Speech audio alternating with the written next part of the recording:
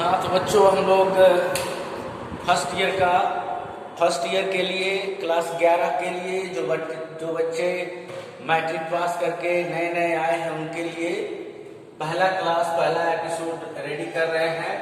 ये है unit and dimension. इसके बारे में थोड़ा सा हम लोग जानकारी लेंगे क्योंकि यह फार्मूला प्रधान चैप्टर है और इसको थोड़ा सा पढ़ के दूसरे चैप्टर से डीपली पढ़ने लगेंगे। जब 20-22 चैप्टर पढ़ेंगे, हम इसको 24 चैप्टर बांटकर पढ़ाते हैं।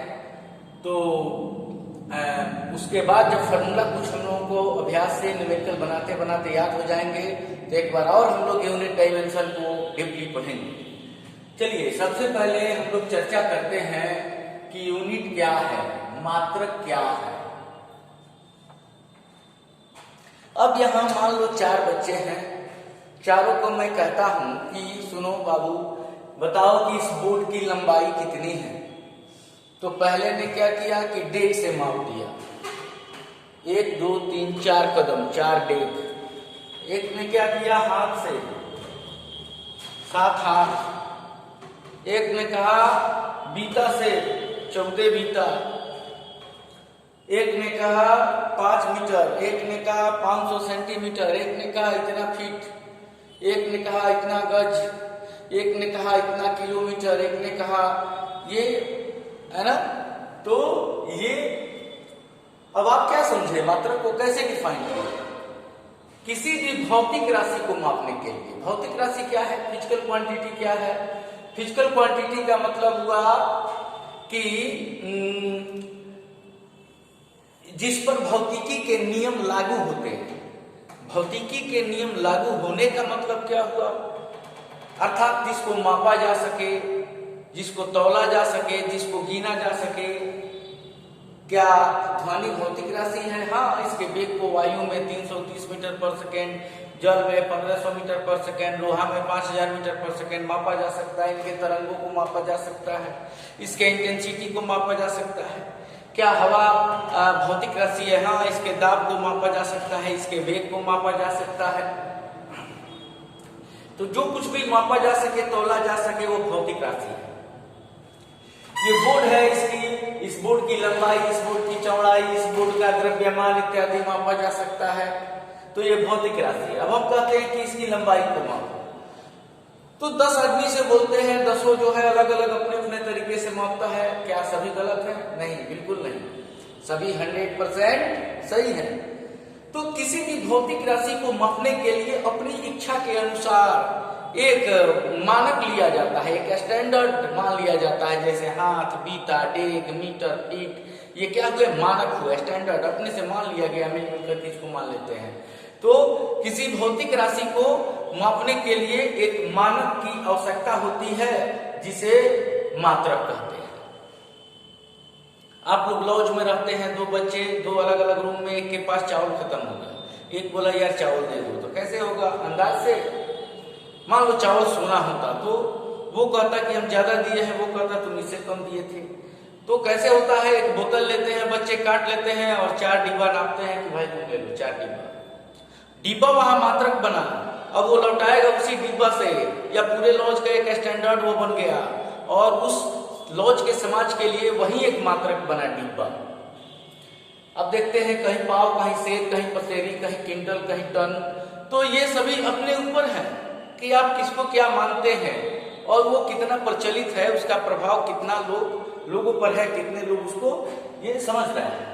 तो क्या लिख सकते हैं आप कि किसी भौतिक राशि को मापने के लिए, किसी भौतिक राशि को मापने के लिए एक मानक की आवश्यकता है। के लिए एक मानक की आवश्यकता होती है जिसे मात्रक कहते हैं, मात्रक कहते हैं। ठीक है। A standard is required to measure के physical quantity, physical quantity called unit. समझे? जैसे मीटर, इंच, हैंड, बीता, किलोमीटर, प्रकाश वर्ष, लाइट ईयर। लाइट ईयर मतलब प्रकाश एक वर्ष में जितना दूरी तय करे। 362 गुना 24 गुना 60 गुना 60 गुना 3 गुना 10 का पावर 8। तो ये सभी क्या हुए? मात्रक हुए। ये समाज अपना स्वेच्छा से मानता है। इसकी पद्धति को देखते हैं। मात्रकों की पद्धतियां, सिस्टम ऑफ यूनिट्स।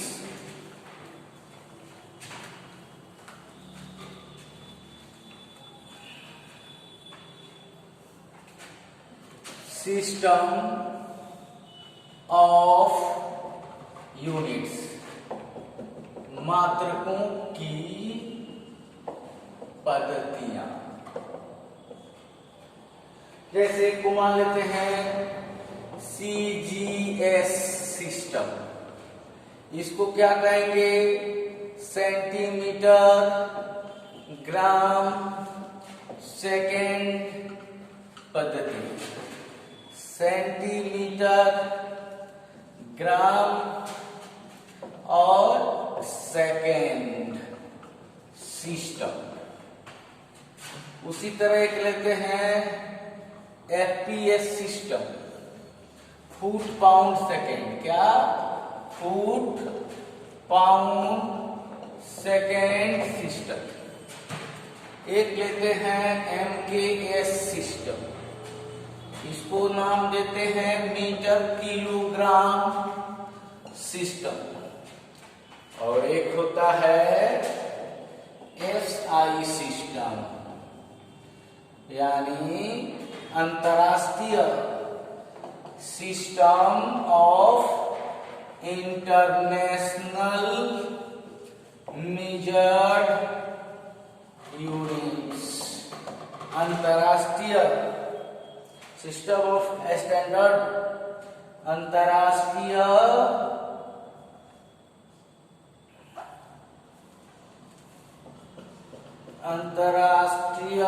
मानक मापक पद्धति। ठीक है? अब इसको हम लोग एक एक करके समझते हैं। जैसे CGS यानी मात्रकों की। अब यहां देखिए CGS, FPS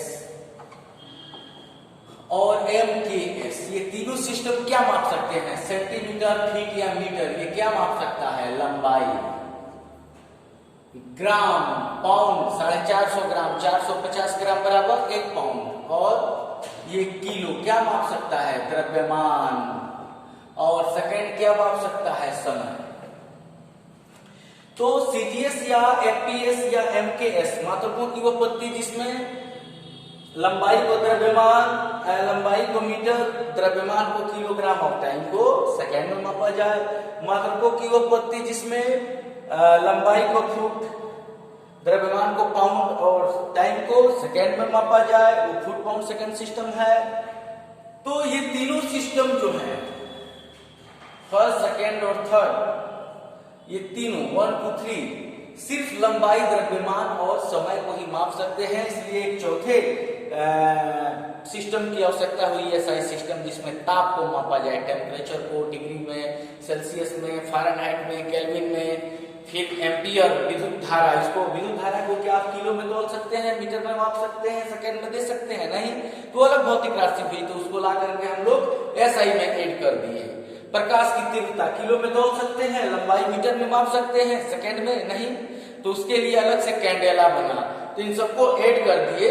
जितने भी नए नए भौतिक राशियों का आविष्कार होता गया, उनको मापा गया, तो उनका एक खास वैज्ञानिकों के नाम पर या ऐसे कुछ गुण के नाम पर उसका नामकरण, नोमेनक्लेचर कर दिया जाएगा। तो अब इसमें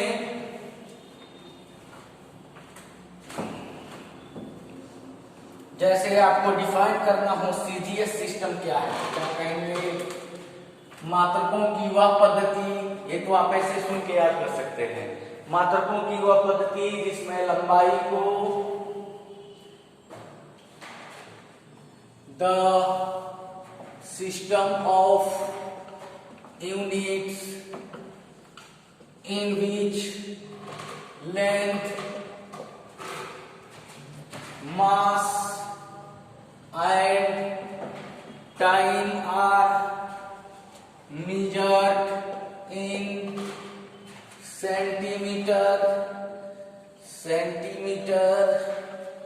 gram and second respectively, called